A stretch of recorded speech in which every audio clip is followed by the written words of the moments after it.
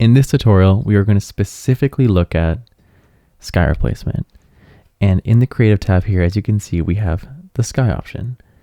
Now, I've already selected this sky here because I want to just kind of tinker with it with you guys and see how we can make it work. But if you wanted to play around with different skies that are available, you just click on the window here and you can see how quick and easy it is to do so. Something that I have learned over time while using this app, that the luminance of your sky when you first input it into Luminar is going to determine the brightness of the replaced sky.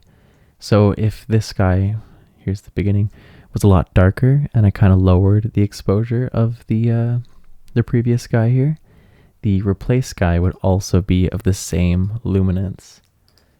So you want to keep that in mind before you import it into Lightroom, or sorry, into Luminar. Let's go ahead and just look at these skies really quick and see which one fits the best. A lot of these skies that I've actually purchased from different creators, the ones that come with Luminar are actually quite nice, but not quite the same as what you can find on the internet. So it's a good, like, this is a fun one that comes with the software.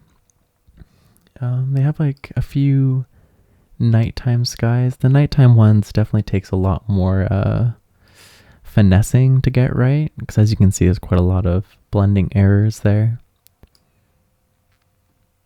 Yeah, I mean, these are great skies. These two come with Luminar, I'm pretty sure, and they're fantastic. Why don't we just stay with the one that I had at the start, though?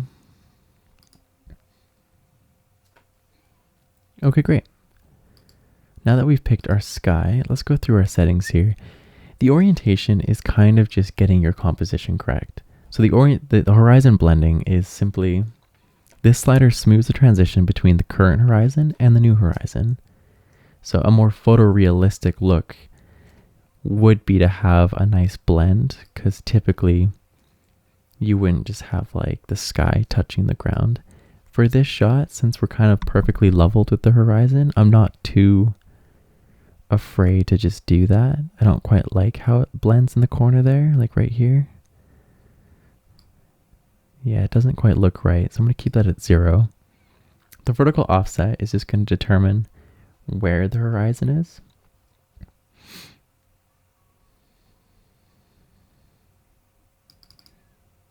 So we just play with that. Horizon offset is similar. You can freely position the sky horizon and place it exactly where you want.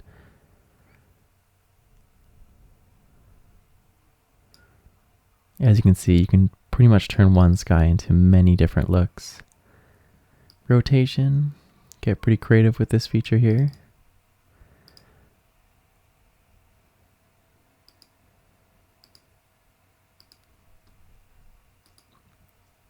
Mask refinement.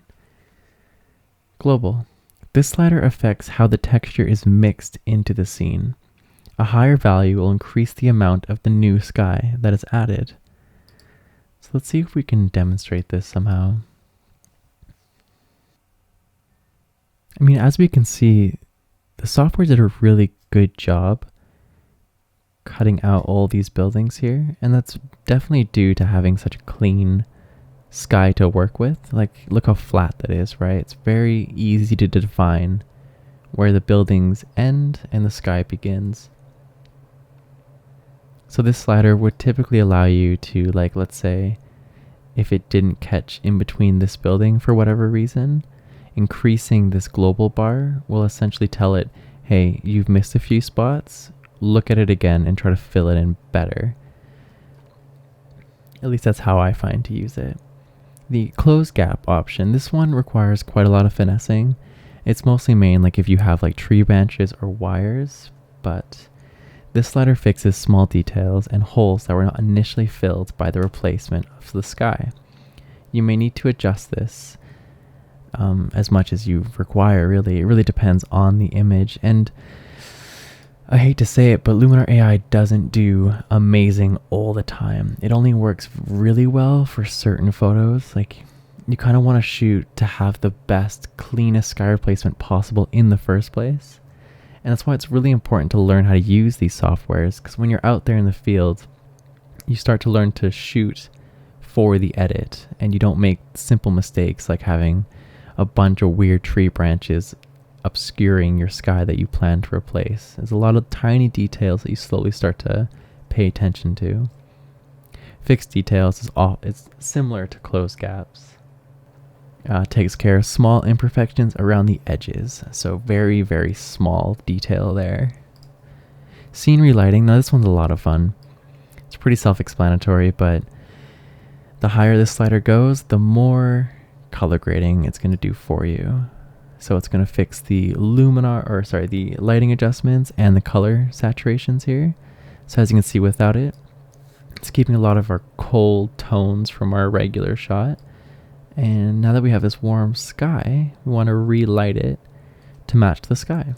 Saturation, pretty self-explanatory. Relight human, I'd be keen to try this. I don't have many photos of people that would have I'll have to test this out and get back to you guys. This could be a very interesting feature. But what makes Luminar AI so popular right now is the reflections. Now, typically you'd have to duplicate the sky, flip it, put it into the water, blend it nicely. But now it's all just there. Just a nice, easy slider, which is fantastic. Yeah, couldn't ask for more. It's great. Sky adjustments. So this is just extra details, like you have defocus. This would be very helpful if you had a portrait and the background was very blurry, but you still wanted to swap out the sky. You would definitely need to blur it out for it to match the image. Grain just increases the amount of noise in your sky. Don't really see that being too useful. Atmospheric haze could be very important. So you want to use the slider to add a soft haze to the sky. Haze is useful for matching a replacement sky to the original image, especially if there's moisture in the sky or environment. So let's say you had a mountain range and you can clearly see that the farther the range went, the more haze was introduced.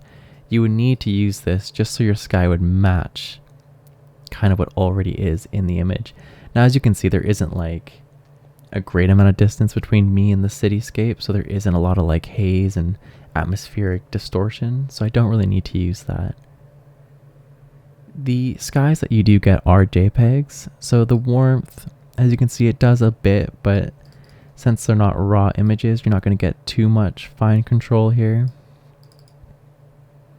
But yeah, that's literally it. You have a few easy bars to work with, and you really couldn't ask for more. It's a fantastic software, and I highly recommend it. It just frees you up so much to get creative with your shots.